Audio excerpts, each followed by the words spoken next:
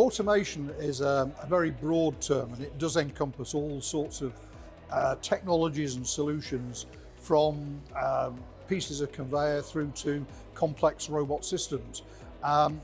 We at the MTC are working more on the development of solutions for challenges that have not yet been addressed by industry, and that can range from, for example, sorting and segregating nuclear waste up at Sellafield, through to robot systems which can then install equipment inside tunnels for HS2, and also sort of manufacturing challenges for aerospace businesses, all the way through to SMEs. So it's a very broad area, but it is fundamentally about taking what is commercially available and then adding elements of the jigsaw, if you like, that have not yet been solved, to ensure that we can then deliver complete solutions to solve industry's challenges.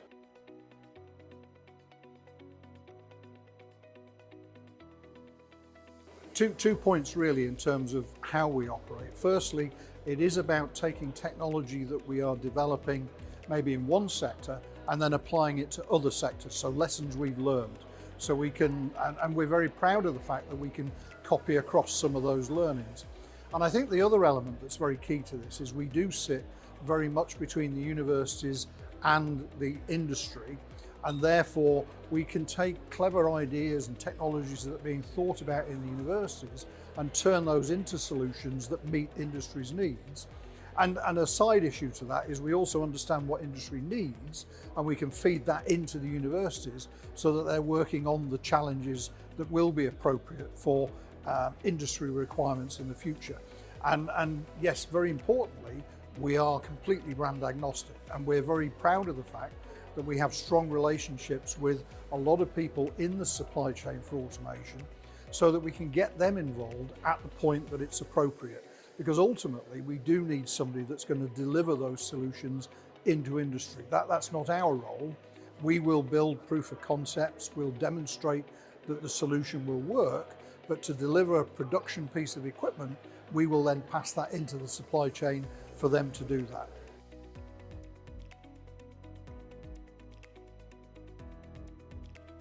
One of the big issues in terms of automation and robotics adoption is actually the skills issue. There are a lot of businesses, particularly within the SME community, that feel that they don't have appropriate skills to take on these kind of technologies. So part of our role is firstly to convince them that it's not as big a challenge as they think it is, but secondly also to provide some of the training that's required to upskill their existing workforce. And that's not necessarily just about the operation and maintenance of the equipment, because they can get that from the equipment providers.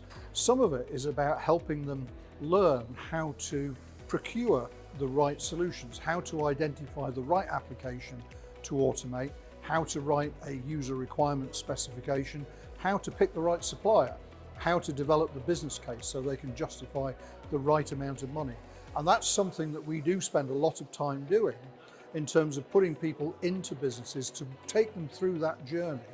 And at the time that we're taking them through that, also help impart the knowledge, if you like, the skills, so that next time they can do it on their own. The first time they do it is always the most challenging, and we're there to help. We have recently undertaken a workforce foresighting exercise in terms of automation skills adoption within SMEs, and the output from that is going to be publicised shortly, and we are talking about that at today's event.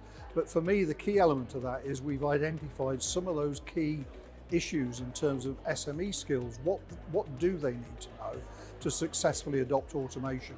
And the next step from that piece of work is then to put in place the short courses, the training, modifying apprentice programs, so that we can then impart those skills into industry.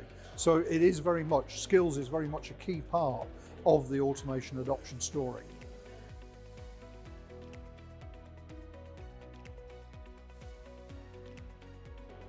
For me, the National Manufacturing Summit is all about engaging with industry and with the suppliers as well. So for me, it's partly about listening to some of the presentations in the auditorium, but but it's also about meeting people in the exhibition areas, both the people, the vendors who are demonstrating, but also the industrialists that have come along, so that we can get a better understanding of their particular requirements. And that helps guide our direction of travel, our future work, our strategy, so that we can make sure that we're relevant to industry going forward.